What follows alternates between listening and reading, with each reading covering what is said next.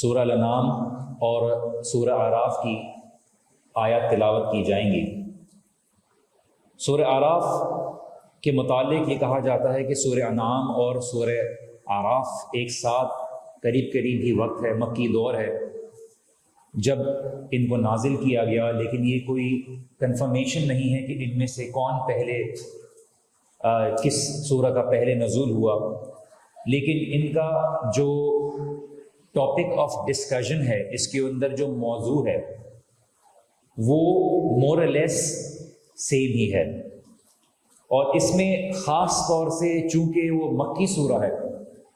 تو اس کے اوپر زور دیا گیا ہے اللہ سبحانہ و تعالیٰ کے دین کی دعوت کا، اور چونکہ دین کی دعوت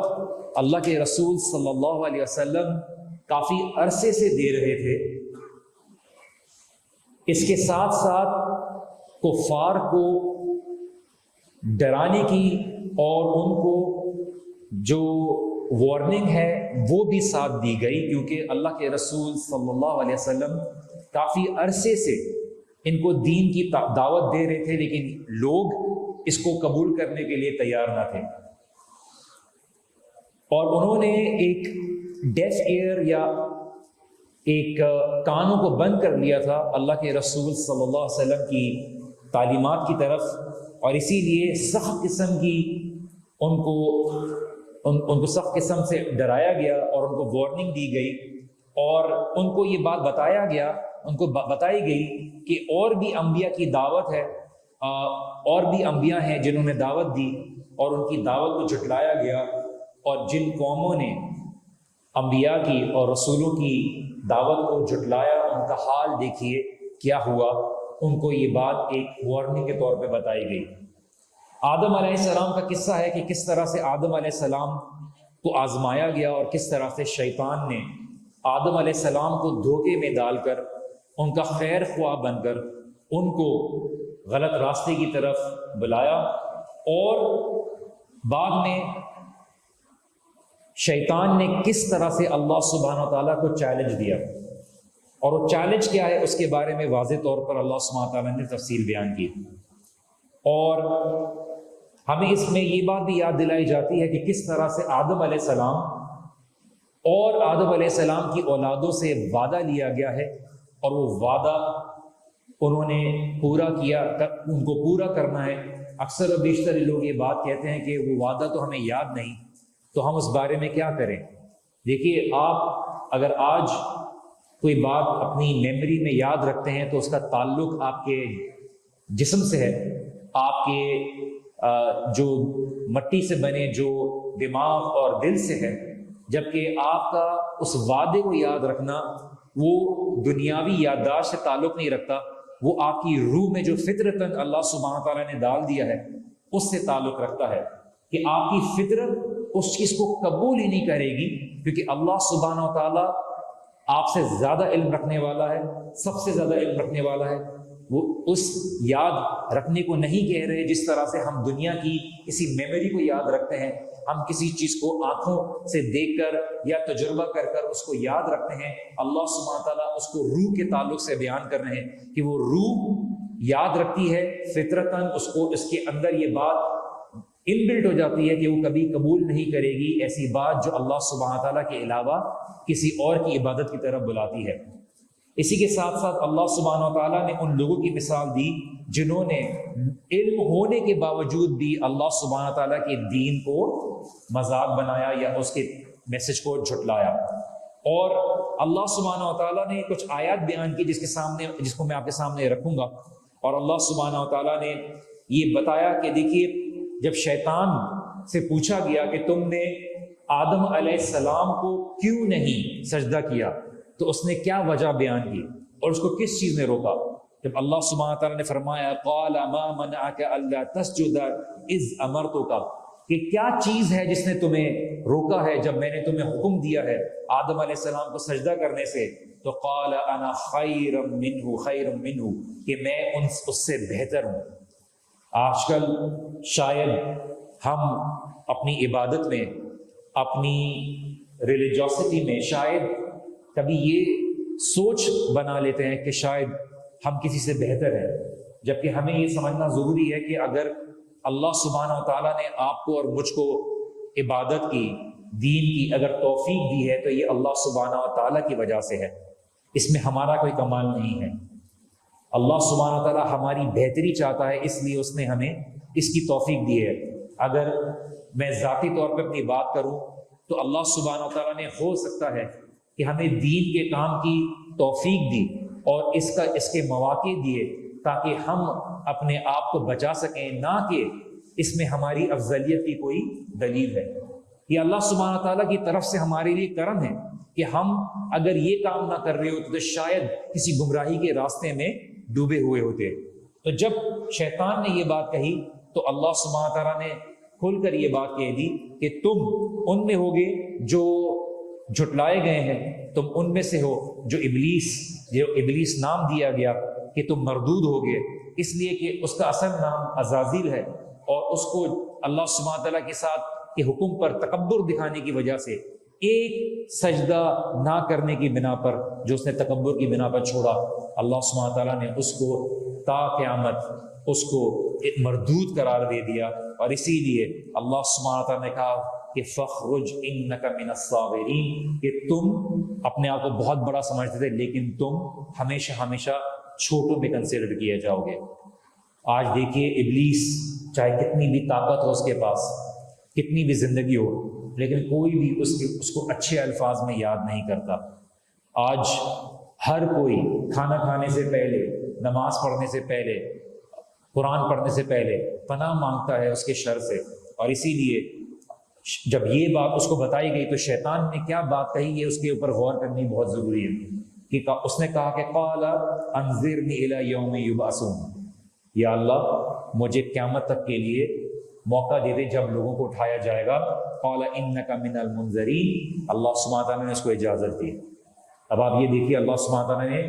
ابلیس کی بھی دعا کو قبول کیا۔ اللہ سبحانہ تعالیٰ جب ابلیس کو دے سکتا ہے ایسی چیز جو اس نے نافرمانی کے باوجود اللہ سبحانہ تعالیٰ سے دعا مانگی، تو آپ اور میں سچے دل سے اللہ سبحانہ تعالیٰ سے کوئی اچھی چیز مانگے، دین کی ہدایت مانگے، خیر کی دعا مانگے، تو ایسے کیسے ہو سکتا ہے کہ اللہ سبحانہ تعالیٰ آپ کو اور مجھ کو نہ دیں۔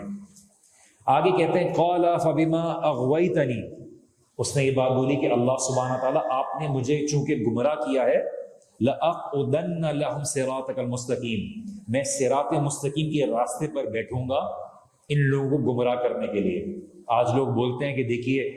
آج لوگ شراب خانوں میں، بار میں، پب میں، کانسرٹس میں، بے حیائی کے کاموں میں اور طرح کے گناہوں کے کاموں میں کتنا ایک ہوتے ہیں، کتنا مزہ کر رہے ہوتے ہیں۔ وہ اس لیے کہ شیطان وہاں پہ تھوڑی بیٹھے گا، شیطان تو وہاں بیٹھے گا جہاں پہ اللہ سبحانہ تعالیٰ کے دین کا راستہ ہے، کیونکہ وہ خود کہہ رہا ہے کہ میں صراط مستقیم کے سامنے بیٹھوں گا۔ اسی لیے ابن تیمیہ رحمہ اللہ ایک بات کہتے تھے جس کو غور کرنے کی ضرورت ہے، وہ یہ کہتے تھے کہ دیکھو کفار کی تیر کس طرف، کس گروہ کے خلاف کھڑی ہوئی ہے، کہ آج تمہارا میڈیا، آج کفار، ان کے تیر کس نشانے پر ہے؟ بس وہی اللہ سبحانہ تعالیٰ کے راستے پر ہوں گے۔ جو لوگ اللہ سبحانہ تعالیٰ کے راستے پر ہوں گے، حق پر ہوں گے، کفار کے اعتراضات، اپنے اٹیک انہی کے اوپر جو ہوں گے وار ہوں گے۔ اور اس نے بولا ثم لآتینہم من بین ایدیہم، میں آؤں گا ان کے پاس ہر طرف سے،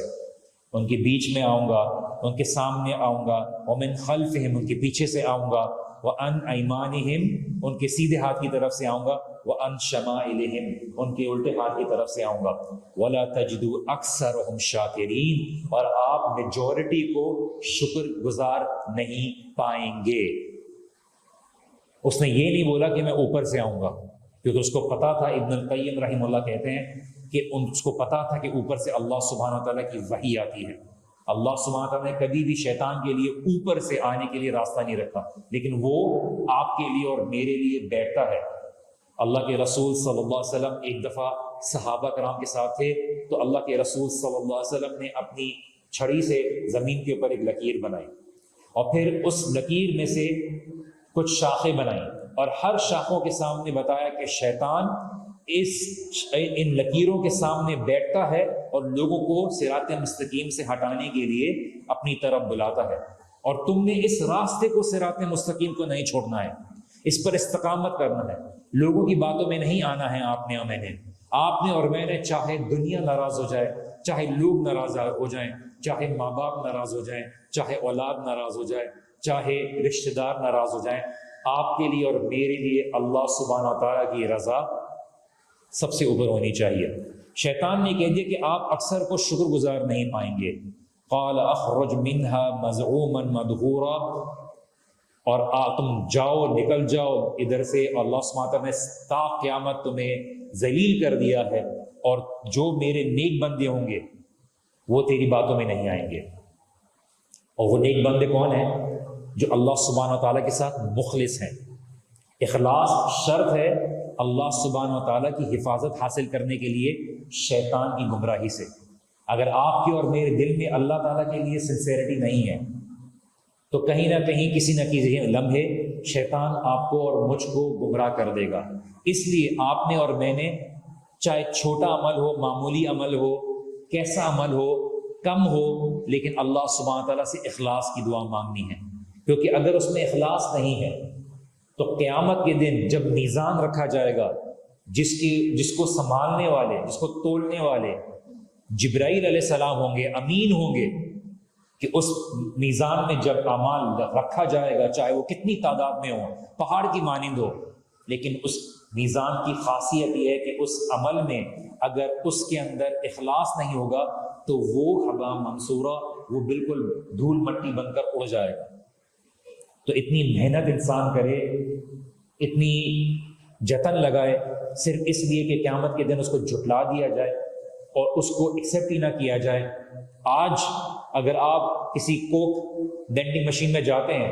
اور اگر آج یہاں کی کرنسی کے علاوہ کوئی اور کرنسی ڈالتے ہیں تو وہ باہر نکال دے گی اور نہیں دے گی۔ اب باہر کے ملکوں میں جائیں اور اب بولے پاکستانی روپی ڈالتا ہوں، مجھے شاید کوئی کوک مل جائے، کوئی ڈرنک مل جائے، کوئی پانی کی بوتل مل جائے، تو جتنی جلدی اندر ڈالیں گے اتنی سی جلدی باہر نکلے گا وہ۔ اس نے بولا بھائی پکڑو اپنے پیسے، یہاں کے کوئی کام کے نہیں ہیں۔ تو اگر آپ کے پاس پورا بیگ بھرا ہوا ان پیسوں کا لیکن کوئی لینے کے لیے تیار نہ رہے تو وہ بیگ ایونچولی آپ کے لیے کچھ دن کوشش کریں گے، پھر آپ کے لیے بوجھ بن جائے گا۔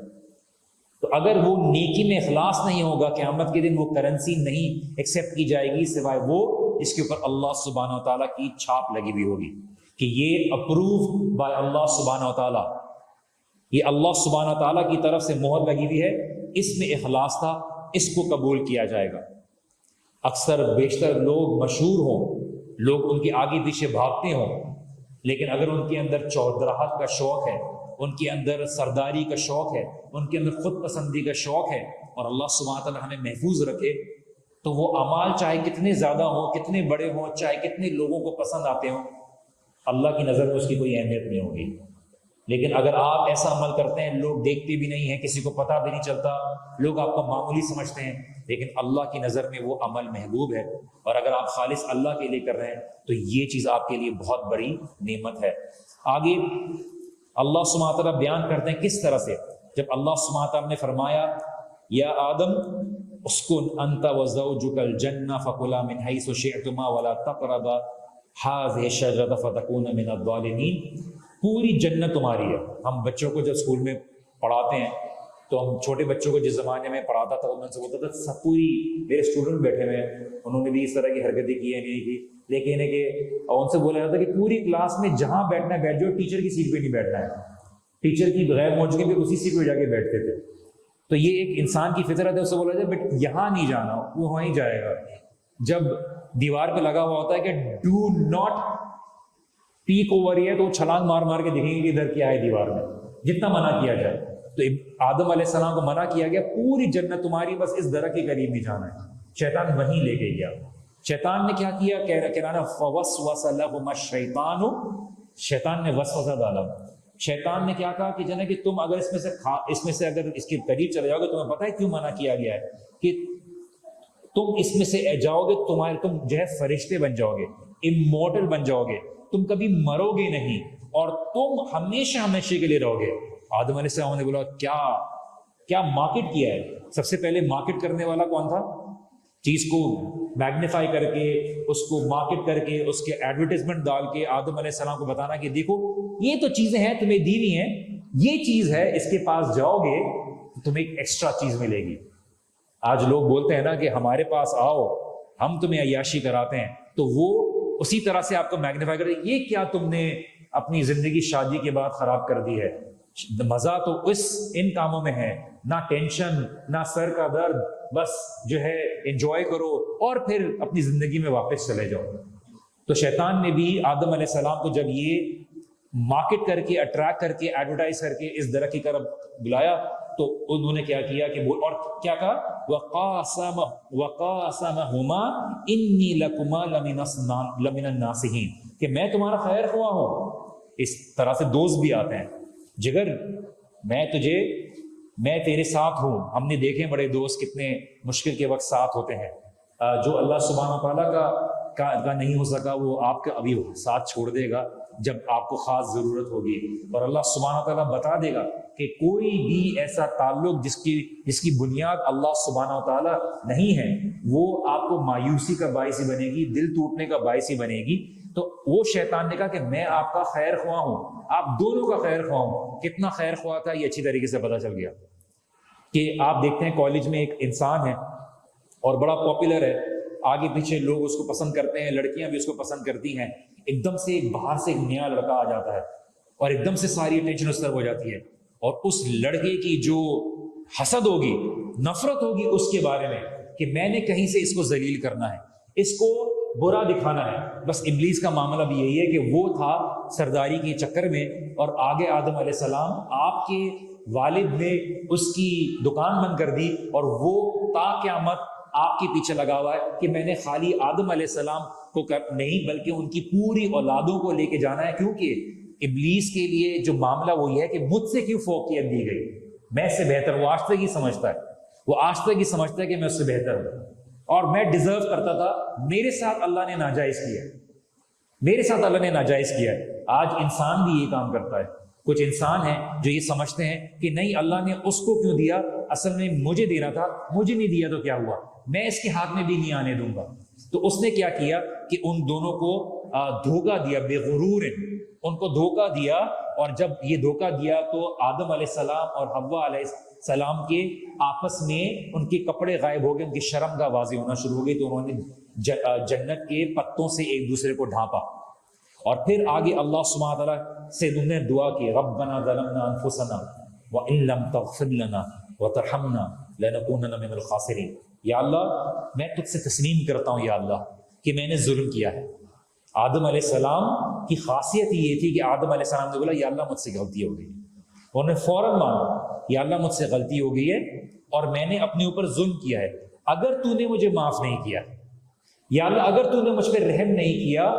تو I will be amongst the losers, میں تباہ ہو جاؤں گا، میں برباد ہو جاؤں گا. اور یہ چیز تھی جس نے آدم علیہ السلام کو وہ درجہ دیا جو ابلیس کو حاصل نہیں ہوا. ابلیس آج تک اپنی ضد کی وجہ سے معافی نہیں مانگتا.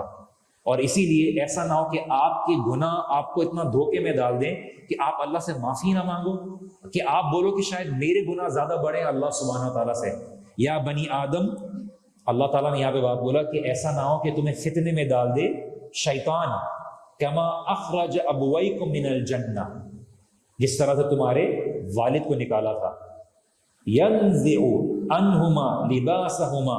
کہ ان دونوں کے لباس کو چھین دیا، ان کو ان سے ہٹا دیا. لیوریہما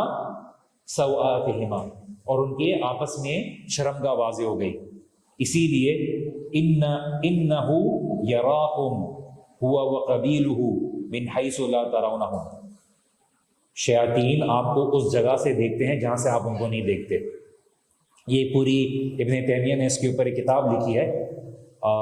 بلیک میجک کے اوپر. انشاءاللہ کبھی آپ لوگوں کے لیے ورکشاپ کرائیں گے تو اس میں ڈیٹیل میں بتاؤں گا کہ آج آپ جس طرح سے اسکرین دیکھتے ہیں اسی طرح سے کچھ جادوگروں نے یہ بات بتائی کہ شیاطین ان کو، جیسے یہ جو کرسٹل بال کا کانسیپٹ ہے یہ بھی کہیں سے ایسے ہی نہیں آیا،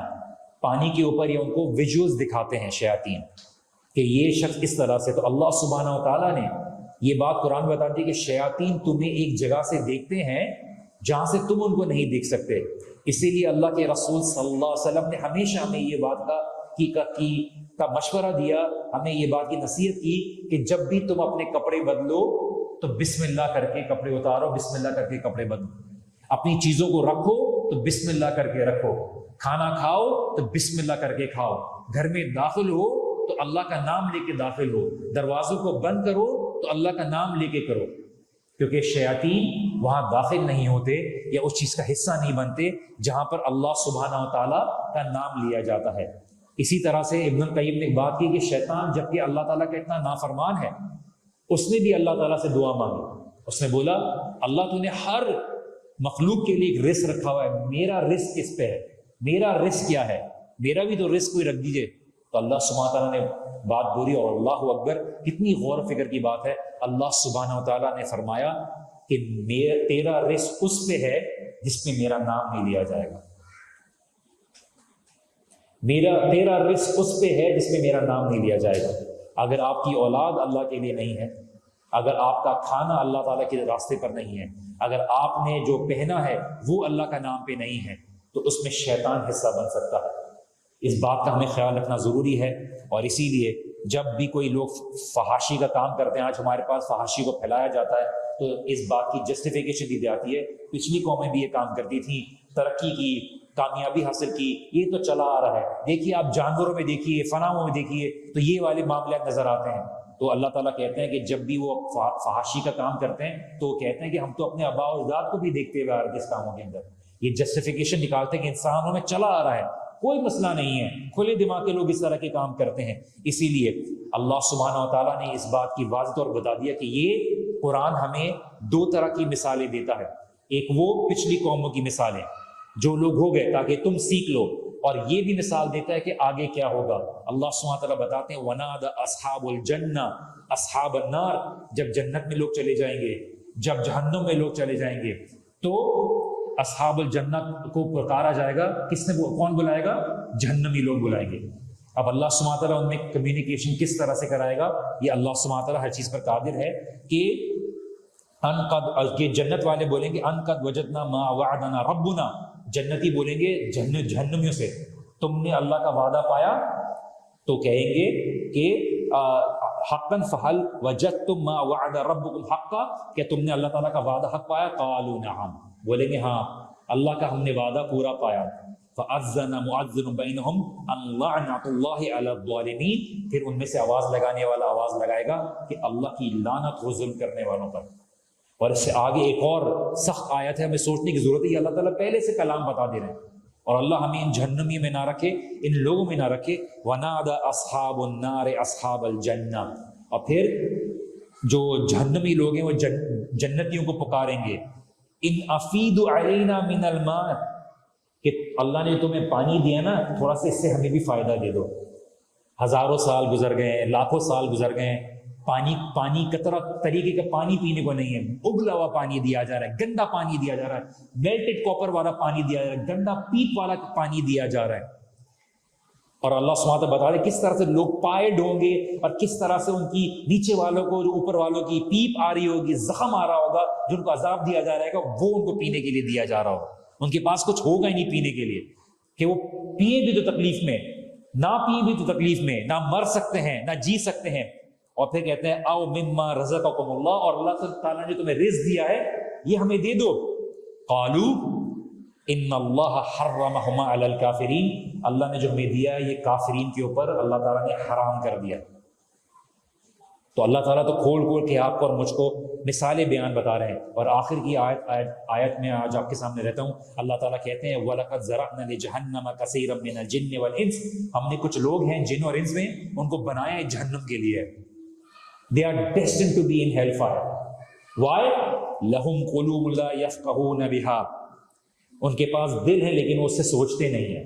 دل تو ہر کسی کے پاس ہے، لیکن ان کے پاس وہ دل جو ان کو دیا گیا تھا، إِنَّ فِي ذَلِكَ لَذِكْرًا لِمَنْ كَانَ لَهُ قَلْبٌ أَوْ أَلْقَى السَّمْعَ فَهُوَ شَهِيدٌ، دل تھا لیکن اس کو سوچنے کے لیے استعمال نہیں کرتے تھے۔ آج میڈیکل سائنس میں ہمیں پتہ چلتی ہے کہ دل جو ہے